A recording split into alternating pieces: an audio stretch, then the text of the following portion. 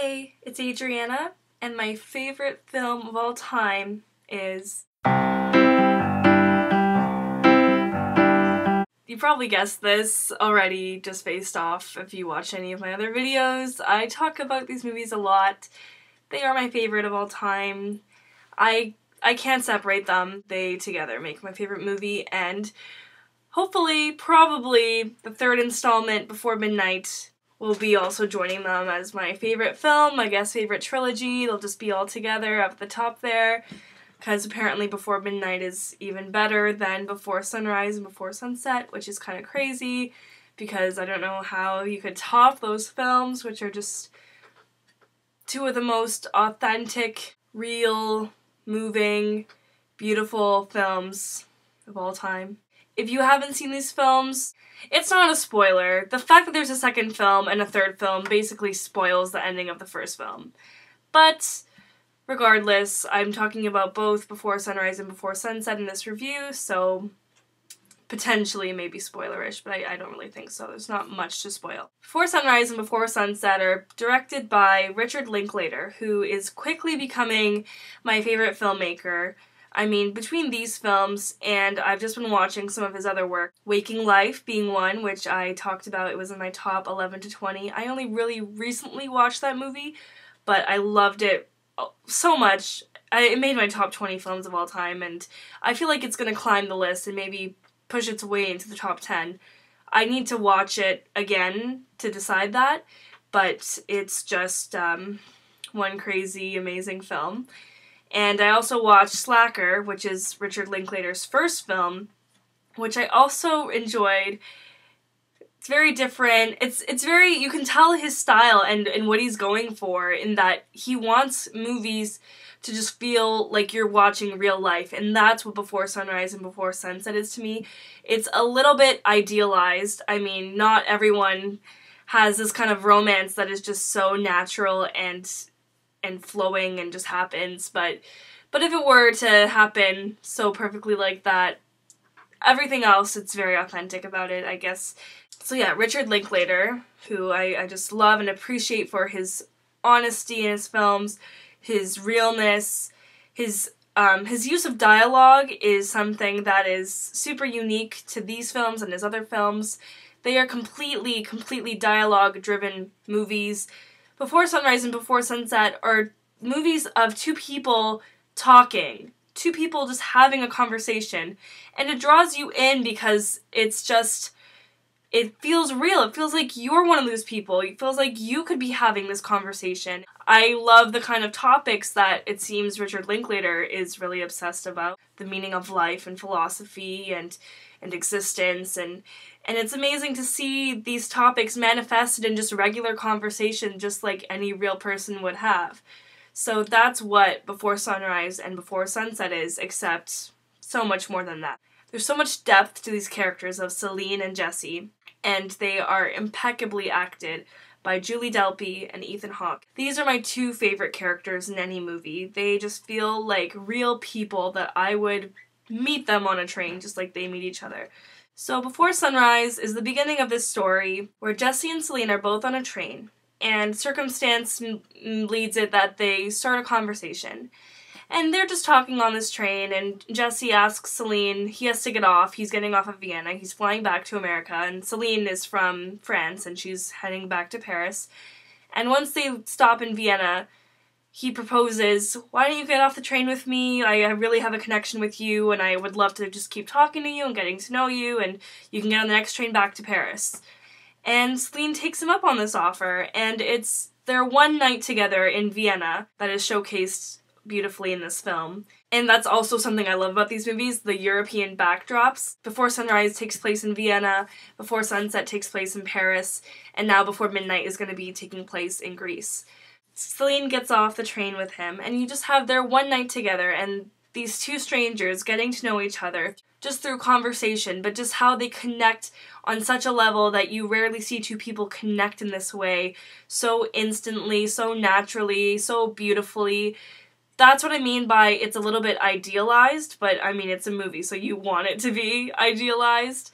It's a really, really amazing thing to watch. So they spent this night together, and the movie ends with them parting ways, but they decide not to exchange phone numbers or any information, and instead they make plans to meet in the exact same spot in 6 months. And the movie ends just like that, and you don't know if they're going to meet again, and they have no way of contacting each other because they didn't leave each other any information. They just kind of left it all up to fate. And so this is where Before Sunset now starts. This film takes place 9 years later. It's filmed 9 years later, so 9 years has passed for the characters, for the actors, for everyone involved. And Ethan Hawke, Julie Delpy, and Richard Linklater wrote the script of Before Sunset together, which explains just how completely natural and how embodied these actors are of their characters, because they basically write their characters, and it just feels so real. And Before Sunset, I guess this would be the spoiler-ish part, you don't know, it starts off and you're not sure whether they've met again. And you realize they haven't met, they didn't get to reconvene the relationship in Vienna 6 months later, and 9 years has passed since they've seen each other. And the reason that they find each other again is because Jesse, Ethan Hawke, wrote a book about his encounter with Celine. He's at a book signing in Paris, and she had read about it, and the story was obviously familiar to her, and she went and found him. And Before Sunset is real time. They're hour and 20 minutes together before he has to leave back to America again.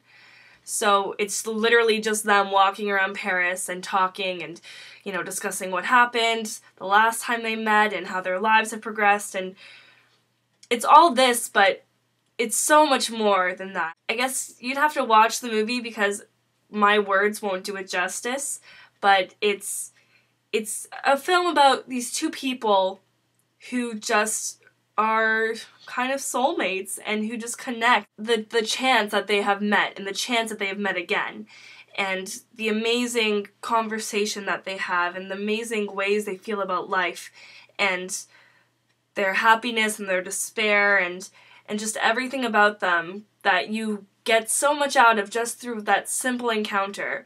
Just seeing these characters one night and then 1 hour in both these films, you feel like you know them, and it's amazing in the writing and in the performances how you just know these characters in a way that you don't even get to know many other characters who we see, you know, the span of their lives much longer in a film, and you barely get a glimpse into the lives of Jesse and Celine, and you only get a glimpse of their lives when they're together.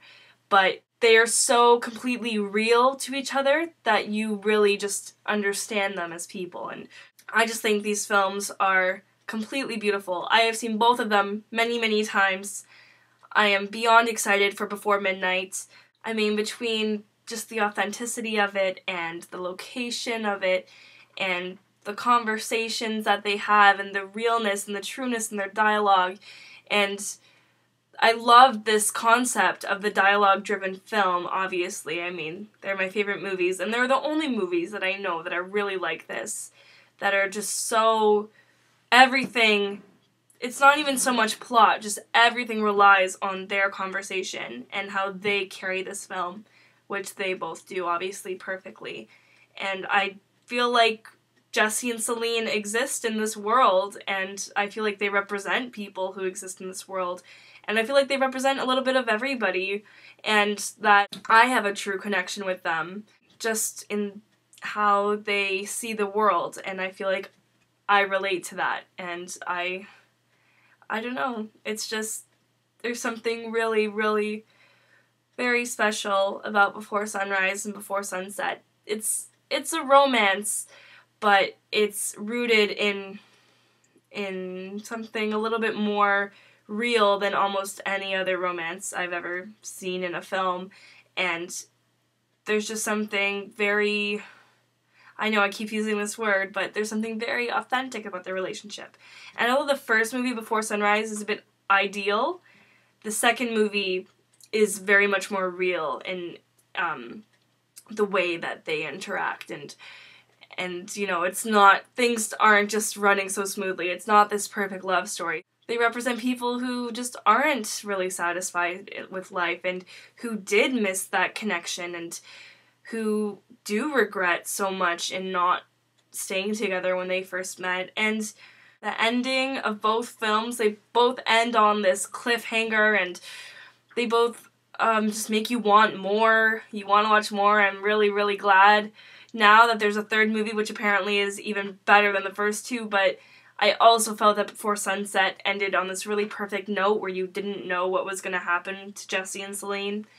And so it's a little bit of a bittersweet thing that it continues, just because I really love the ending of Before Sunset. And yeah, that's my review of Before Sunrise and Before Sunset, together making my favorite film of all time, and probably Before Midnight will join them. And thank you so much for watching this review. If you watched any of my other top 10 favorite movie reviews, thank you so much for watching. I hope you enjoyed it. These are basically my go-to recommendations if you ever need a film to watch and you like the same kind of films that I like. These 10 and up to 20, even the ones in my, obviously the ones in my top 11 to top 20 video are all, you know, go-to recommendations from me, so if you ever need a film to watch. And, please comment below if you agree or disagree. If you like what you see, please subscribe. And yes, thank you so much for watching.